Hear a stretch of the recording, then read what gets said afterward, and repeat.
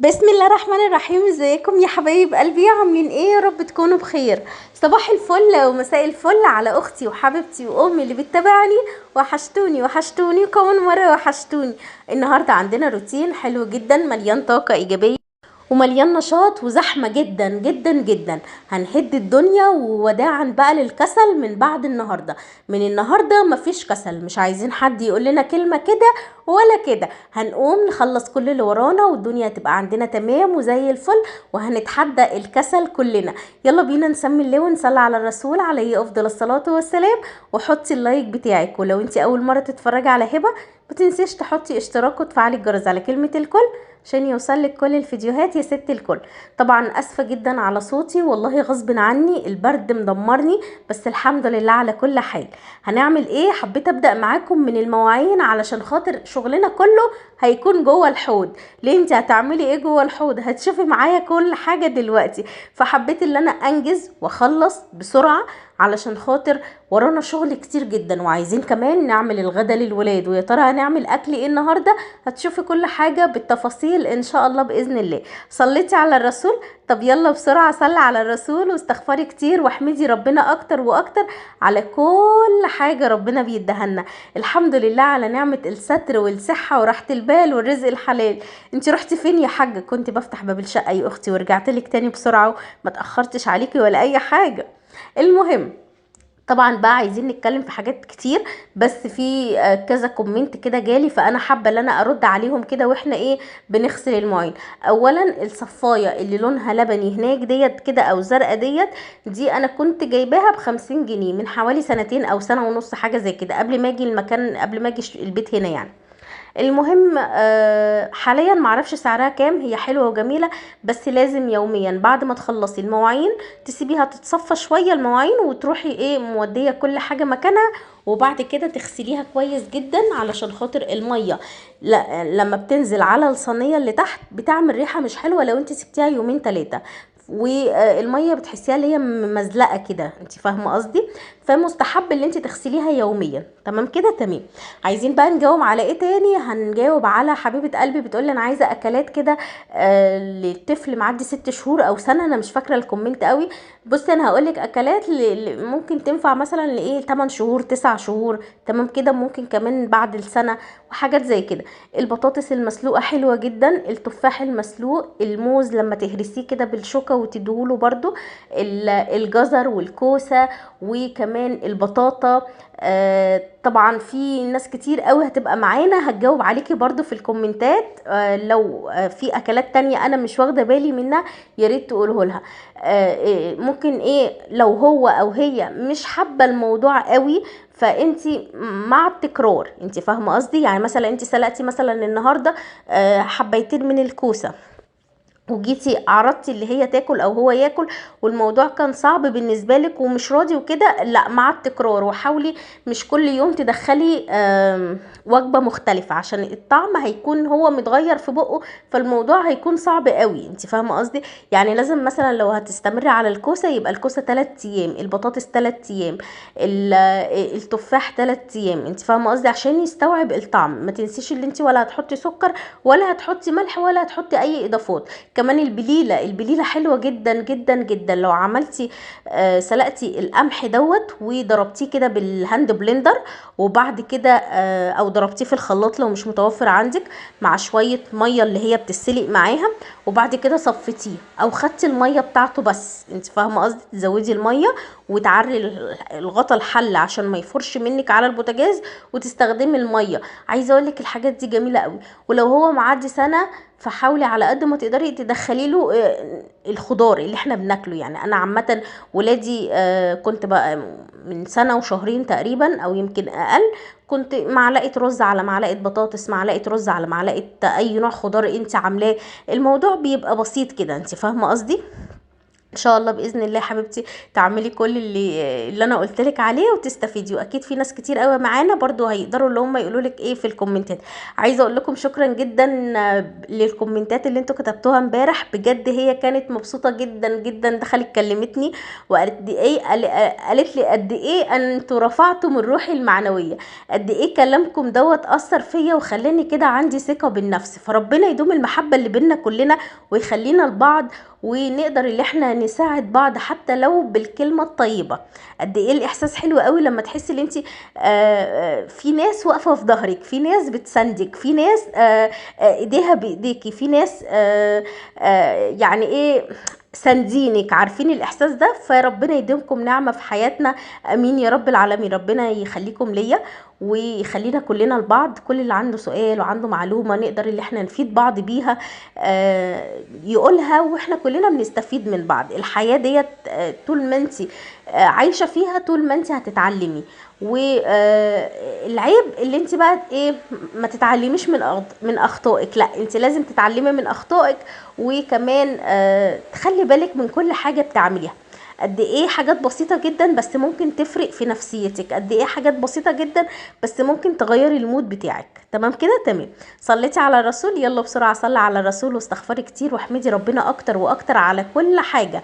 عودي نفسك اللي انت فيه دوت نعمة من عند ربنا، احمدي ربنا عليها ايا كان هي ايه حياتك شكلها عامل ازاي، بس اللي انت فيه ده نعمة من عند ربنا. ربنا يسترها معانا ويرزقنا الستر والصحة وراحة البال والرزق الحلال، ويرزقنا حاجات كتيرة قوي ان شاء الله باذن الله. ربنا يديكم كل اللي بتتمنوه ويعوض صبركم خير، ويجازيكم عن كل حاجة بتعملوها، وربنا ما يحوجنا لحد ابدا. ربنا يرزق كل مشتاق بالذريه الصالحه، يرحم امواتنا ويشفي مرضانا.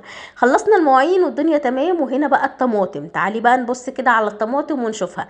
طبعا انا حطيت ميه في الطبق بتاع الطماطم كله. طبعا اسفه على صدى الصوت، والله غصب عني، معلش حقكم عليا لو في صدى صوت في الفيديو كده، بس والله غصب عني. المهم بمسك حبايه حبايه بغسلها كده بايديا عشان لو فيها طينه ولا اي حاجه، وببدا ان انا اشيل الحته الخضراء اللي من فوق، وبعد كده هحط بقى ميه عليهم واحط عليهم شويه خل واسيبهم منقوعين شويه، وبعد كده هعمل نفس العمليه اللي انا عملتها تاني. انت فاهمه قصدي؟ عشان اتاكد ان الخضار بتاعي بقى نضيف وزي الفل. انا واحده من الناس بحب احط الحاجه بتاعتي في التلاجة نضيفه. اولا بتحافظي على نظافه التلاجة، ثانيا الولاد لو خدوا حاجه بتبقي ضامنه اللي هي مغسوله، مش بيمشوها كده تحت الحنفيه وخلاص.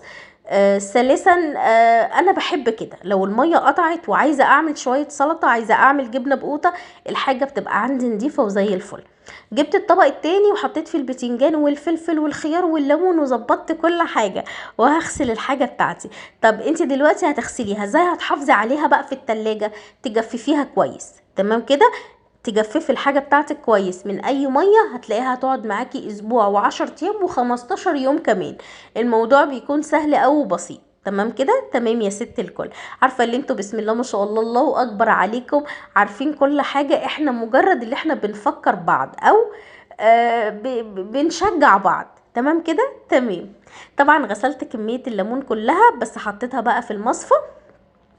وهنا بقى عايزه اغسل بقى الفاصوليا كمان علشان خاطر بقى ايه نعملها. في ناس بتغسلها بعد ما بتقطعها، بس انا مش بحب كده، انا بغسلها الاول. اي حاجه بتتغسل بحاول ان انا اغسلها قبل ما اقطعها. تمام كده؟ زي الباميه، زي السبانخ، زي الخضره، زي الفاصوليا، ما ينفعش تقطعيها وبعد كده تغسليها. هتلاقي كميه الفوائد اللي فيها بدات تنزل في الميه لانك انت فتحتيها من النص. فاهمه قصدي طبعا. هنا بقى التلاجة مسكتها غسلتها وظبطتها، بس ما شلتش الارفف، يعني انا غسلت الارفف وهي محطوطه في مكانها. قلت ايه كده كده اصلا التلاجة مش متوسخه قوي يعني، فخلينا نعملها وهي محطوطه في مكانها. هنا الخضار كنت نشفته بقى وفرشت فوطه كده في الارضيه بتاعه الدرج، والدرج اتكسر والحمد لله ما بيعيشليش دراج انا وحطيت بقى الفلفل والطماطم والخيار والبتنجان الرومي والبتنجان التاني، وظبطت كده التلاجة. عندي طبق حلويات، والله لو قريبين مني ابعت لكم شويه كده في طبق، شويه بقلاوه كده حطيت بقى الفاكهه وحطيت الجبن، وكان عندي بواقي اكل رز وبطاطس وكده، فكنت حطاهم في العلب. واللانش بوكس ديت الولاد ما بيروحوش بيها المدرسه، فبحط فيها جبنه يعني. واللبانه بقى وعلبه الصلصه وكده. التلاجة بقت عندي تمام وزي الفل الحمد لله. قد ايه احساس حلو قوي، احساس النظافه. طب احنا هنوصل للنظافه ديت ازاي؟ او هتحسي مثلا اللي بيتك رايق طول الوقت ونظيف ومترتب طول ما ايديكي فيه؟ حاجه تتوسخ تجري على طول تعمليها، اوعي تركنيها. ركنتيها هتحسي اللي وراكي هم تقيل قوي، وهتحسي اللي وراكي فيه مسؤوليه كبيره جدا. خلصت الاكل اغسلي البوتاجاز. خلصت الاكل وانت واقفه بتعملي الاكل طلع منك مواعين، اغسليها بسرعه. موضوع سهل قوي وبسيط جدا، بس محتاج تعود. لو انت اتعودتي على كده هتلاقي الموضوع بالنسبه لك جميل وزي العسل. طيب انا عايزه اجدد وعايزه اوضب ومفيش امكانيات والدنيا غاليه والموضوع بيبقى صعب قوي. بصي، من اقل الامكانيات تقدري تعملي كل اللي نفسك فيه. هنعمل مع بعض الفتره اللي جايه حاجات حلوه جدا، وتعالي نحكي عليها دلوقتي. حاجات كده نبذات بسيطه. المهم الليمون انا نشفته كويس جدا وعبيته في الاكياس وشلته في الفريزر، لان الليمون دوت انا هشيله لشهر رمضان ان شاء الله باذن الله. ممكن لما انزل اجيب تاني. ومش بس لشهر رمضان، لا ده انا بشيله للسنه كلها. تمام كده؟ تمام. طريقه سهله وبسيطه بتاعه الليمون. والناس اللي بتقول بيمرر مني، طب بيمرر ازاي؟ ما انا متعوده على كده وبعمله كده على طول، ده انا داخله في حوالي 10 سنين بعمل كده. طب ازاي بيمرر منك؟ اكيد في حاجه غلط. اكيد انت بتطلعي الليمون تسيبيه على الرخامه، اكيد بتطلعي كميه كبيره وما بتستهلكهاش كلها، اكيد بتطلعيه وتحطيه في التلاجة. فالعيب فيكي انت مش فيا انا والله، لان ناس كتير عملته بنفس الطريقه بتاعتي وطلع ناجح معاها. فدوري انت بتعملي ايه غلط، وان شاء الله باذن الله يطلع معاكي زي الفل. المهم انت ما تطلعيش الليمون من الفريزر غير وقت الاستعمال على طول. جنبك كوبايه ميه كده فيها ميه سخنه، تحطي الليمونه جواها عبال ما تقطعي السلطه. الليمونه هتكون فكت والموضوع هيبقى تمام وزي العسل. هنا بقى البصل، قلت بدل ما اشيله في التلاجة كده وشكله مش حلو وممكن يوسخ لي التلاجة والموضوع يبقى صعب، لا خليني انضفه، بس مش التنظيفة التمام، مش التنظيفة اللي احنا هناكله بيها على طول. لا لسه لما يطلع تاني هقطع بقى العروش واشيل الراس واغسله تحت الحنفية كويس وهكذا. بس انا حاولت على قد ما اقدر ان انا الم بقى اي حاجة كده ممكن تقع في التلاجة. اكيد انت فاهميني. طيب بالنسبه للديكورات بقى، وعايزه اجدد وعايزه اعمل اي حاجه عندك قديمه تقدري تعملي بيها حاجه في البيت. عندك شال ما بتخرجيش بيه، حطيه على الركنه. عندك مثلا طرحه شكلها مش حلو قوي ومدتها ادمت للخروج يعني ولللبس، ممكن تعملي بيها ديكور مفرش في البيت يبقى حلو قوي. عندك مثلا بتعملي كروشيه، وممكن تجيبي لك بكره خيط وتقعدي كده مع نفسك تعملي شويه حاجات حلوه جدا في البيت. فالديكور ده بيجي تبع النفسية. طول ما انت نفسيتك من جواكي مرتاحة، طول ما انت هتلاقيكي بتفكري عايزة تطوري من نفسك، عايزة تخلي بيتك كده اللي يخشه يبقى شايم ريحة حلوة، عايزة اللي يخش البيت عندك يبقى شايف في حاجة مميزة غير اي بيت تاني دخله، وهكذا. الدفى والطمأنينة وراحة البال بتيجي من كده. فان شاء الله باذن الله هحاول الفتره اللي جايه نعمل مع بعض شويه حاجات ديكورات كده حلوه في البيت. انتوا كمان تتشجعوا تعملوا معايا. تعالي بقى ندخل كده ونشوف هنعمل غدا ايه النهارده. معايا كميه حلوه من البصل، ومعايا بطاطستين. حلوه بطاطستين دي، انا عارفه اللي هتعملوا عليا حفله في الكومنتات، بس اعتبروني اختكم يا جماعه، اعتبروني اختكم. بالنسبه للفزوره بقى بتاعت امبارح، في الكومنتات اتقسمت نصين، نص قال الإجابة صح ونص قال الإجابة غلط. فهي الإجابة الصح اللي هي البحر اللي على الخريطة، تمام. لكن البحر الرمل والبحر المالح وحاجات كتيرة قوي قوي قوي اتقالت، لا هي كده غلط الإجابة ديت. هي البحر اللي ما فيهوش مية هو البحر اللي على الخريطة. فيوسف كان قاعد مستني الكومنتات بتاعتكم بفارغ الصبر، وكانت اول كومنت اتكتب لي كان اسمه تقريبا زياد سلمى. هي ديت اللي جاوبت صح يعني اول كومنت. وبعد كده بقى في كومنتات كتيره جت بنفس الاجابه يعني، بس اللي اكترها بقى الكومنتات الغلط يعني. هنا اخدت بقى البصل وغسلته كويس جدا، وبدات بقى ان انا اضربه في الكبه. طبعا البصل ده كميته كده حوالي اقل من نص كيلو بشويه، علشان خاطر انا هعمل الحواوشي معاكم. وعايزه اللي احنا نعمل مع بعض البطاطس الشيبسي بقى، وهوريكم ازاي بعمل البطاطس الشيبسي بتطلع جميله وزي العسل. او ان شاء الله باذن الله اللي ما اشتركش بقى عندي في القناه التانية اللي هي فيها الوصفات، روحوا بقى اشتركوا هناك، عايزينها تكبر كده وتنور بيكم. طبعا انا بنزل هناك وصفات غير اللي انا بنزلها هنا، بس هنا ايه، انا حبيت ان انا ادخل بس الروتين، الحواوشي في وسط الروتين. بس طبعا الحاجات دي كلها انا ما عملتهاش بالتفاصيل كده هناك، انا يدوب بس ايه، عملت شويه الحواوشي وخلاص على كده. هنا بقى بعد ما بشرت البصل كويس جدا، خدت بقى معايا ايه حبيتين من الفلفل الرومي. قد ايه الخضار لما بيبقى طازه بيبقى يعني شكله حلو قوي، شكله يفتح النفس كده. بعد ما خدت حبيتين من الفلفل الرومي، خدت كمان واحد من الفلفل الحراق الاحمر، ده كان عندي في التلاجة. لما ضربتهم كده مع بعض ادوا الاتنين ميكس مع بعض حلو قوي، احمر مع اخضر كده. هحط بقى ايه على البصل، هجيب بقى اللحمه عشان انا لسه كنت مخرجاها من الفريزر بقالي شويه، فهي فكت شويه صغيرين بس محتاجه تتضرب في الكبه، فهمسكها بقى اضربها في الكبه علشان خاطر ايه تفك معايا، هي لسه مجمده يعني. طبعا لتاني مرة بقول لكم اسفة على صوتي والله غصب عني، بس خلوا بالكم لاني الايام ديت الجو مش حلو خالص، مش حكاية الجو بقى ساقعة ومتلج، لا لا لا، حكاية اللي فيه حاجة في الجو، فخلي بالكم من عيالكم بالله عليكم، الموضوع صعب جدا. يعني ايه، ما بسألش على حد او مثلا ما بشوفش حد غير لما بلاقيه فعلا تعبان من الاطفال، فخلوا بالكم من النقطة ديت. يعني حاولي حتى ما تنزليش ولادك المدرسة كتير، على قد ما تقدري يعني ايه، يوم او يوم لا، يومين او يوم لا وكده يعني. هنا بقى هحط التوابل، حطيت الملح والفلفل الاسود وكمان الكمون، وهحط شوية كده من السبع بهارات. وطبعا ممكن تجيبي من عند العطار بهارات الحواوشي، هتغني بقى عن كل الحاجة اللي انت حطيتيها دي، هتحطي منها معلقة على الملح والفلفل الاسود. تمام كده تمام. الحاجات اللي انت عماله تحطيها الربع معلقه دي، ده ربع معلقه من الجنزبيل، وربع معلقه من القرفه، ربع معلقه من ورق اللورة، ربع معلقه من الحبهان، وربع معلقه من جوز الطيب. قلبت بقى كله مع بعضه، البصل مع الفلفل كويس جدا بالشكل دوت كده، وهبدأ ان انا انزل بقى باللحمه. عايزه اقولك من اسرع الاكلات واسهل الاكلات اللي انت ممكن تعمليها هي الحواوشي. وراكي مشوار، مستعجله، راجعه من الشغل متاخره، صاحيه من النوم تعبانه ومش قادره تقفي في المطبخ، العيال محيرينك ومش عارفه تعملي اكل ايه، تعبانه وما عندكيش اكل غير لحمه مفرومه. بصي هي ليها ايه، ليها كذا تفسير. وراكي مشوار، اي حاجه بقى، اي حاجه، قاعده مأنتخه كده ومش قادره تقومي تعملي اكل، وجوزك جه على غفله، جالك حد عزومه على غفله وانتي مش عارفه تعملي ايه ومش محضره لاي حاجه، فالحواوشي لايق معانا في كل الاكلات او في كل الاوقات. هنا بقى العيش دوت انا كان عندي في الفريزر، فطلعته فك كده على الرخامه شويه، وهبدا بقى اللي انا ايه اقص الاطراف بتاعته بالمقص، ونبدا بقى اللي احنا ايه نحط فيه اللحمه. بس كده موضوع سهل وبسيط.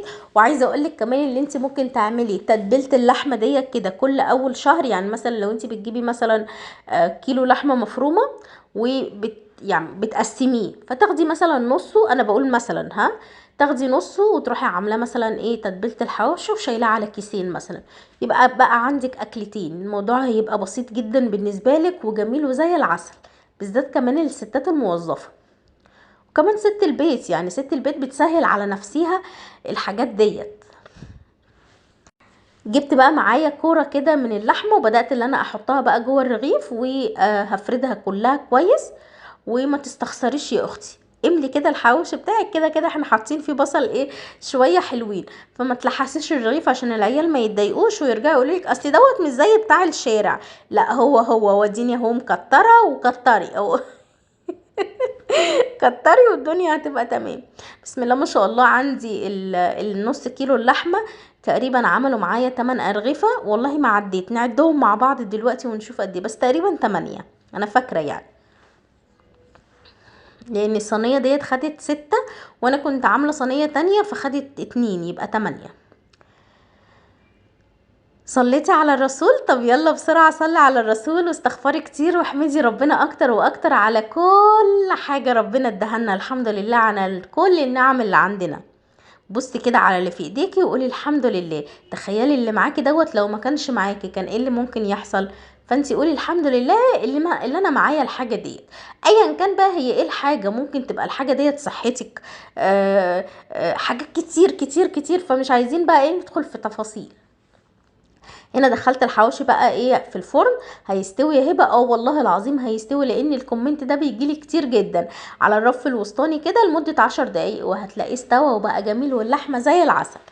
البطاطس بقى المحمره او اللي هي الشيبسي انا بعملها في المبشره. المبشره بتاعت الكبه بتطلعها تخينه، لكن المبشره دي بتطلعها كده رقيقه وجميله ومقرمشه وزي العسل. ناحيه البصل، عارفه البصل اللي هي بتقطع شرايح، هي دي. ايوه هي دي هبه. تعالي كده شويه طب عشان اشوف شفتيها ولا لسه. طبعا بقى بحط فيها ايه شويه ميه وشويه ملح وشويه خل، بس ما بسيبهاش منقوعه كتير. لو انا هسيبها منقوعه كتير بحط فيها ميه ساقعه عشان البطاطس ما ايه ما تطرش معايا، انت فاهمه قصدي. لكن انا عشان هشتغل فيها على طول يا دوب بديها شطفه بس كده، وشويه الملح وشويه الخل وبرده شطفه تاني بعديهم. بنزل بقى بالبطاطس، بس لما باجي انزل بالبطاطس بنزل بيها متفرطه، مش باخد كبشه كده واروح نازله بيها كلها زي ما بنزل في البطاطس اللي هي الصوابع. لا ديت باخدها متفرطه وبحاول ان انا افرطها كده في الزيت. الحواوشي كان هنا استوى، والتكايه اللي احنا هنعملها مع بعض اللي احنا هنحط فحم. حواوشي بطعم الفحم، طلع طعمه حكايه. عايزه اقولك الموضوع مختلف تماما عن الحواوشي اللي احنا بنعمله كل مره. لا انتي لازم تجربيه وتدعي لي بقى اول ما تجربيه كده وتدوقيه الحواوشي اللي بطعم الفحم ده. يا سلام بصي بقى كده خلاص كده هسيبه بقى شويه. طبعا نقطة زيت كده على الفحماية، او لو سلام بقى لو عندك بقى ايه حتة ليه ضاني، حتة مثلا سمنة بلدي، لا الموضوع هيبقى مختلف. انا قلت لك اللي احنا هنتغير يعني هنتغير طبعا بقيت الحواوشي اعمله بنفس الطريقة كده، بس دول الرغيفين اللي هم كانوا في الصينية فهم استووا الاول. نطلع بقى ببقيه الحواوشي. طبعا عملت جنبيه سلطه طماطم وسلطه طحينه. وسلطه الطحينه اللي انا عملتها هي دي الطحينه اللي احنا عملناها مع بعض، فاكراها ولا نسيتيها؟ لو انتي مش فاكراها روحي اتفرجي عليها بقى، او لو ما اتفرجتيش عليها اتفرجي عليها على الايه القناه التانية اللي هي وصفه في حدوته. بصي البطاطس مقرمشه ازاي، عايزه اقولك طعمها زي العسل، مقرمشه كده وجميله. وممكن بقى تجيبي من عند العطار اي نوع توابل انت بتحبيه. في توابل بقى بطعم الكاتشب، الجبنه، الشطه والليمون، اطعمه كتير بقى نازله كده كتيره، ممكن تحطي بقى على وشها والولاد ياكلوا ويتبسطوا. الكميه اللي انا حطاها دي ربع الكميه اللي انا عملتها، يعني دي نص بطاطايه واحده بس، انت فاهمه قصدي. والباقي على النار بيتحمر، والباقي كمان العيال ايه ازازوه هم واقفين. ده كده بقى الغدا بتاعنا النهارده. اكله سهله وسريعه وطعمها حلو كمان، وبسيطه جدا 10 دقايق وبتكون خلصت. ممكن تعمليها على النار من فوق، بس انا بحس اللي هي ايه بما اني يعني واقفه وتعبانه وبعمل حاجات، ففي الفرن بقى وايه وما شيلش همها. دي الطحينه بقى، عملت شويه الطحينه بقى كده بالخل والليمون والملح. لا لا لا كده الموضوع كتير قوي، كتير كتير يا هبه كده كتير. انا جوعت تاني، تصدقي ان انا كمان جوعت تاني والله اتغديتي ايه النهارده؟ يلا بسرعه قولي لي في الكومنتات عملتي اكل ايه النهارده يا قروبه انت يا لهلوبه. ده كده الحواوشي، اللحمه مستويه بنسبه 100%، الطعم حلو جدا. في ميكس كده بين القرمشه وبين الطري، يعني في حته مقرمشه وحته طريه، فما بيضايقكيش وانت بتاكلي، غير لما يبقى كله طري وغير لما يبقى كله ناشف، انت فاهمه قصدي. هنا بقى قررت ان انا اعمل لهم عصير بعد ما كنا. وخدت المانجا اللي احنا كنا جايبينها مع بعض امبارح، وبفتح المانجايه ولقيتها ضربه زي ما انت شايفه كده بايظه. فقلت طب نبص على المانجايه التانية يمكن لعل وعسى تكون سليمه. وبفتح المانجايه التانية ولقيتها نفس القصه بالشكل ده كده، مع اني لما جبتها المره اللي فاتت والله العظيم كانت كويسه وزي الفل. دي المانجايه التانية، معرفش ايه اللي حصل. آه يعني قدر الله ما شاء فعل. الحمد لله اللي هي بتيجي في الحاجات ديت، مع ان القشره من بره سليمه جدا ما فيهاش اي حاجه.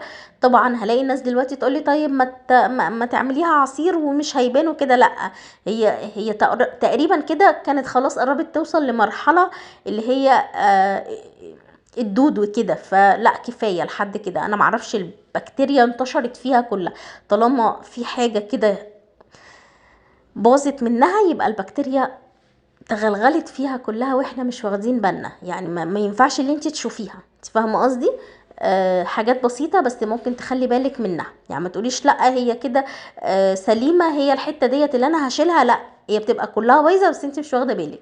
ده هنا حبيت ان انا احط لكم المشهد دوت كده من القناه التانية. هنا كنت عامله بليله وقلت لازم اوريها لكم، عشان انت لو ما شفتهاش هزعل منك وتروحي بقى تتفرجي عليها هناك. هسيبها لك في اول كومنت مثبت ان شاء الله باذن الله. ولا الكيكه بقى، انتي ايه ما اتفرجتيش على فيديو الكيكه صح؟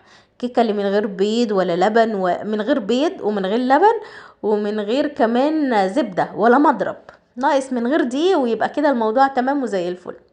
هنا بقى البليله مع شويه الكنافه، معلقتين القشطه بقى، شويه المكسرات، حته الكنافه المبرومه اللي مليانه مكسرات من جوه. لا الموضوع رايح في حته تانية خالص.